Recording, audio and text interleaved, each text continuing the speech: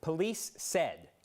Reporting on crime over the last few years has given me pause on the term police said.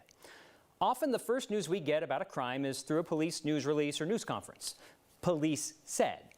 Over the last 3 days in Texas regarding the elementary school shooting, police have given timelines of events that have changed dramatically. First, the gunman shot a law enforcement officer outside the school. No. Then it became a law enforcement officer engaged the shooter before he entered the school. No. Now, we're told 19 law enforcement officers were in a hallway outside the classroom for 48 minutes as children inside called 911 for help. 19 children and 2 teachers were killed.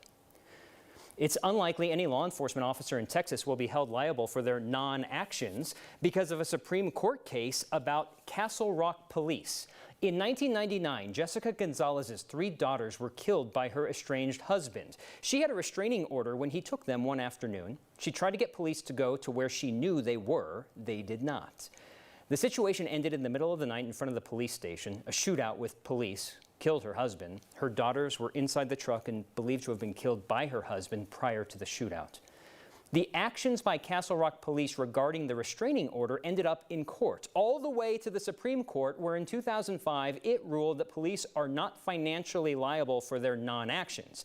That is different than law enforcement being sued and sometimes being held liable for injuries they cause.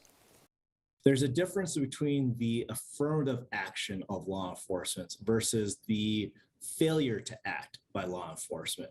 What we see from this case in Castle Rock is that the Supreme Court has made it difficult to recover from law enforcement for failing to act or not having better police methods.